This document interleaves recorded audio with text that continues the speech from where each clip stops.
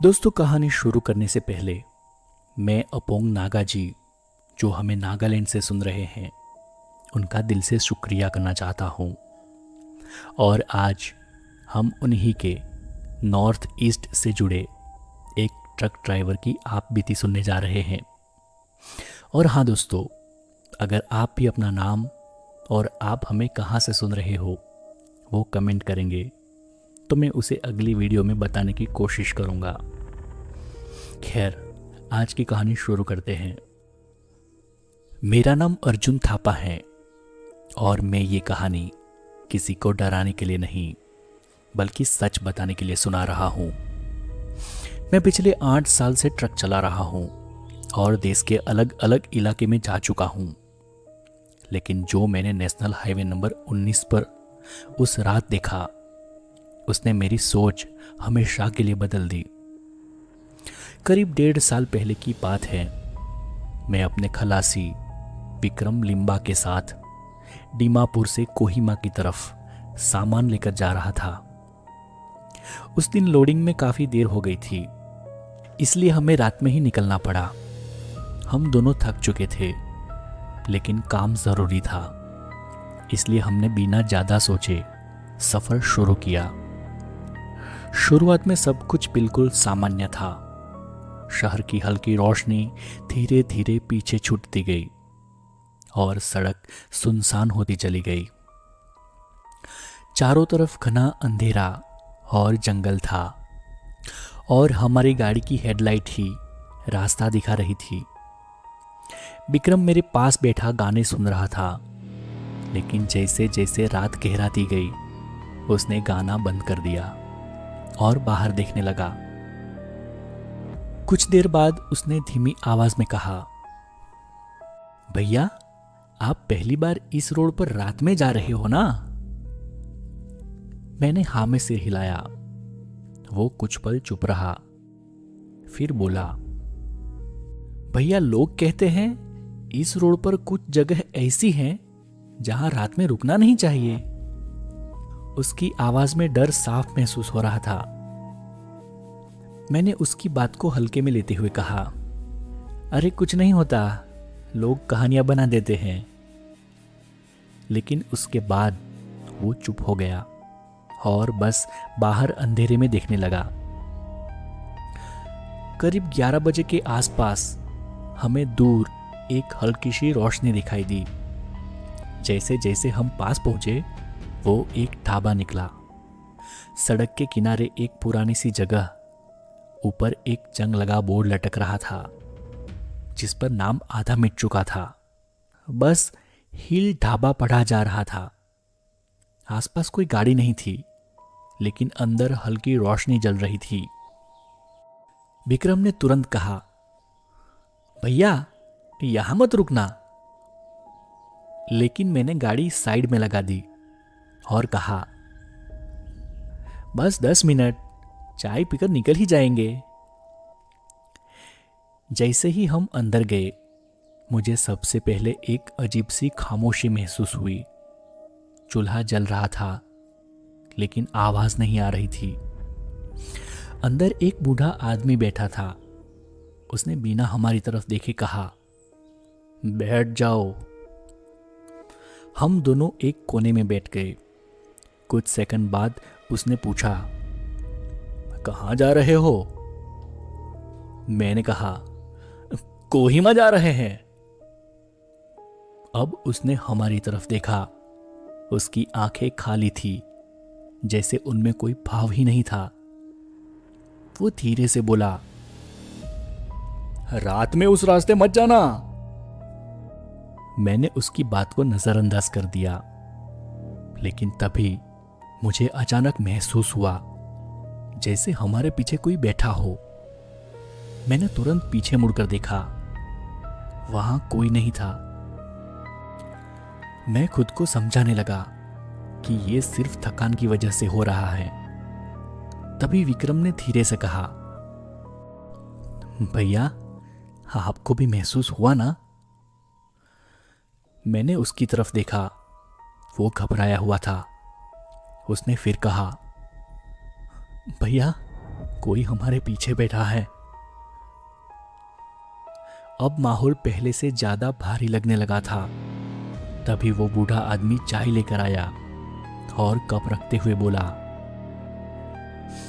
जो दिखता है वो हमेशा सच नहीं होता। उसकी नजरें सीधी मेरे आंखों में थी और इस बार मुझे सच में डर महसूस हुआ। हमने जल्दी जल्दी चाय खत्म की और बाहर निकल गए। जैसे ही मैंने गाड़ी स्टार्ट की, मेरी नजर सामने वाले शीशे पर पड़ी। ढाबे के दरवाजे पर एक औरत खड़ी थी। लंबे बाल, चेहरा अंधेरे में छुपा हुआ, वो हमें दिख रही थी। मैंने पलक झपकी और वो गायब हो गई। मैंने तुरंत गाड़ी आगे बढ़ा दी। कुछ देर तक हम दोनों चुप रहे। फिर विक्रम ने कहा, भैया भैया आपने देखा ना? मैंने कहा, अरे अरे कुछ नहीं था। लेकिन वो बोला, भैया भैया वो हमारे साथ आ गई है। मेरे हाथ स्टीयरिंग पर कस गए। मैंने पूछा, क्या क्या मतलब वो आ गई? उसने धीरे से कहा, पीछे पीछे केबिन में। मेरी सांस रुक गई। मैंने धीरे धीरे रियर मिरर में देखा और उस पल सब कुछ जैसे थम गया। केबिन के पीछे अंधेरे में एक औरत बैठी थी। उसकी आंखें पूरी काली थी और वो मुझे ही देख रही थी। उसके होंठ धीरे धीरे हिल रहे थे। मैं आ गई। मेरे हाथ कांपने लगे। गाड़ी डगमगाने लगी। मैंने तुरंत ब्रेक मारा। गाड़ी रुक गई। मैंने पीछे मुड़कर देखा, लेकिन वहां कोई नहीं था। मैंने राहत की सांस ली, लेकिन तभी मैंने विक्रम की तरफ देखा। वो बिल्कुल चुप था। मैंने उसे हिलाया, विक्रम विक्रम क्या हुआ? वो धीरे धीरे मेरी तरफ मुड़ा। उसकी आंखें अब पूरी काली थी और उसने उसी आवाज में कहा, तुम्हें रुकना नहीं चाहिए था। विक्रम के मुंह से ये सुनते ही मेरे पूरे शरीर में जैसे करंट दौड़ गया। उसकी आंखें पूरी काली थी और वो मुझे ऐसे दिख रहा था जैसे वो विक्रम नहीं कोई और हो। मैं कुछ सेकंड वहीं जम गया। विक्रम विक्रम। मेरी आवाज कांप रही थी, लेकिन उसने कोई जवाब नहीं दिया। वो बस मुझे घूरता रहा और उसके चेहरे पर धीरे धीरे एक अजीब सी मुस्कान फैलने लगी।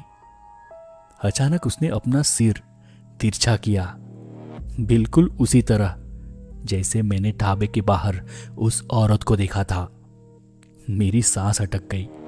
मैंने हिम्मत करके उसका कंधा पकड़ा। विक्रम होश में आ। जैसे ही मैंने उसे झटका, वो जोर से हंस पड़ा। लेकिन वो हंसी उसकी नहीं थी। वो भारी और औरत जैसी आवाज में हंस रहा था। मेरे हाथ अपने आप पीछे हट गए। तूने उसे अंदर आने दिया, उसने धीरे धीरे कहा। मैंने घबराकर पीछे देखा। केबिन खाली थी, लेकिन फिर भी साफ महसूस हो रहा था कि हम अकेले नहीं हैं। अचानक ट्रक की लाइट अपने आप जल बुझने लगी, जबकि इंजन बंद था और मीटर की सुइयां अपने आप हिल रही थी। मेरा डर अब साफ दिखने लगा था। कौन है? मैंने हिम्मत करके पूछा। कुछ सेकंड तक सन्नाटा रहा। फिर पीछे से बहुत धीमी आवाज आई, मैं। मेरी रीढ़ में ठंडक उतर गई। मैंने रियर मिरर में देखा। इस बार वो पहले से ज्यादा पास थी। वो औरत अब कैबिन के पीछे नहीं बल्कि हमारे ठीक पीछे खड़ी थी।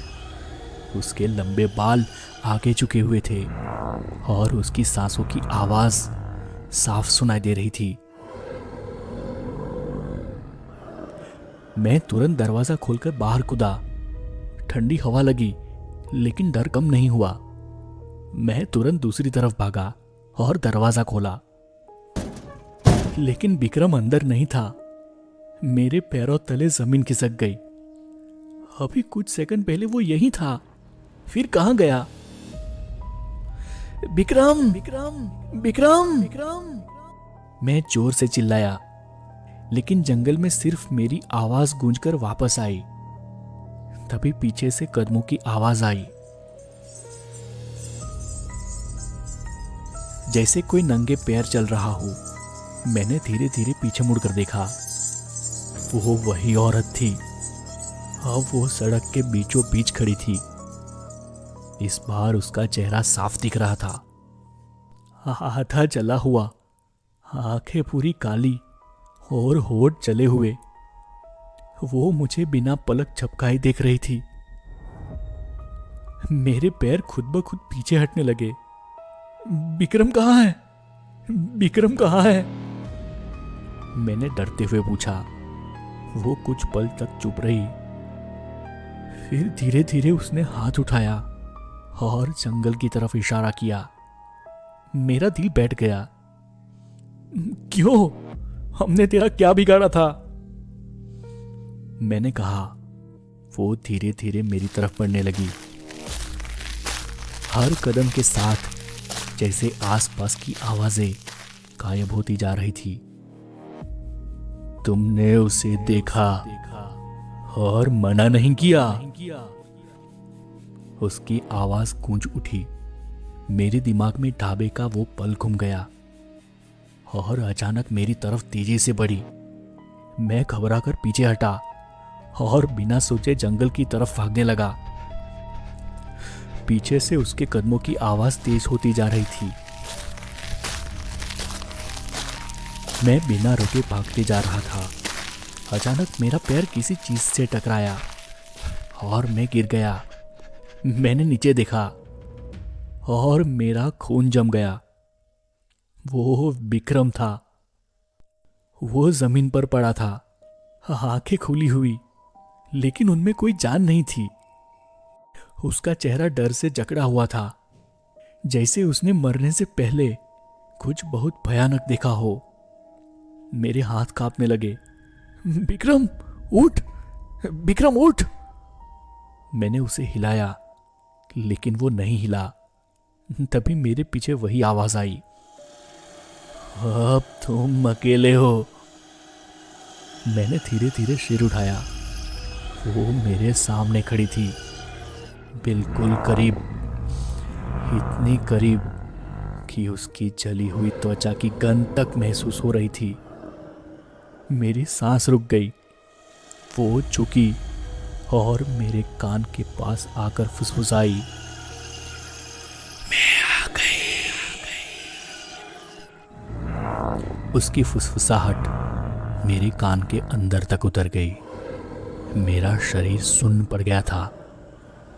मैं भागना चाहता था, लेकिन हिल भी नहीं पा रहा था। उसकी सांस मेरे चेहरे से टकरा रही थी और अंधेरे में सिर्फ उसकी काली आंखें दिखाई दे रही थी। अचानक उसके हाथ मेरे कंधे पर पड़े, बर्फ जैसे ठंडे। उसी पल मेरे शरीर में झटका सा लगा और मैं पीछे की तरफ गिरते हुए खुद को छुड़ाने में कामयाब हो गया। मैं बिना रुके जंगल की तरफ भागा। पीछे से सिर्फ टकराते कदमों की आवाज आ रही थी। पेड़ों के बीच अंधेरा इतना था कि कुछ दिखाई नहीं दे रहा था। सांसें टूट रही थी, लेकिन मैं रुका नहीं। अचानक दूर सड़क पर हल्की रोशनी दिखाई दी। मैंने पूरी ताकत से उसकी तरफ दौड़ लगा दी। जैसे ही मैं सड़क पर पहुंचा, मेरा ट्रक वहीं खड़ा था दरवाज़ा खुला था। मैं बिना देर किए अंदर कूद गया और दरवाज़ा बंद कर लिया। हाथ कांप रहे थे, लेकिन किसी तरह इंजन स्टार्ट कर दिया। ट्रक आगे बढ़ा ही था कि रियर मिरर में वही फिर से दिखाई दी। इस बार ट्रक के अंदर नहीं, बल्कि सड़क पर खड़ी हुई। मैं बिना पीछे देखे गाड़ी तेज करता गया। चारों तरफ वही सन्नाटा था, लेकिन उसका एहसास मेरे साथ था। तभी अचानक ट्रक की लाइट बंद हो गई। पूरा केबिन जैसे अंधेरे में डूब गया हो। सिर्फ सामने की सड़क दिख रही थी। उसी अंधेरे में फिर वही आवाज आई, भागकर बच नहीं सकते तुम। मैंने डर के बावजूद गाड़ी और तेज कर दी। तभी सड़क के बीच कुछ दिखा। मैं ब्रेक मारने ही वाला था कि वो आकृति अचानक गायब हो गई। उसी पर ट्रक जोर से हिला, जैसे किसी चीज से टकराया हो। मैं घबरा गया, लेकिन रुका नहीं। मुझे लगा शायद वो विक्रम तो नहीं था, लेकिन मेरी वहां रुकने की हिम्मत नहीं हुई। कुछ देर बाद ट्रक अपने आप धीमा हो गया। मैं हाफता हुआ केबिन में बैठा था। चारों तरफ जंगल था और भारी हवा। तभी ट्रक के सामने हल्का सा साया दिखा, लेकिन इस बार मैं रुका नहीं। मैंने गाड़ी सीधी आगे बढ़ा दी और बिना पीछे देखे उस जगह से निकल गया। सुबह होते होते मैं किसी तरह शहर की तरफ पहुंच गया। कुछ दिन बाद कुछ लोगों ने बताया कि नेशनल हाईवे नंबर 19 के उस हिस्से में एक पुराना ढाबा कभी कभी दिखता है, लेकिन जब लोग रुकते हैं तो वो गायब हो जाता है, या फिर उनके साथ अजीब अजीब घटनाएं होती हैं।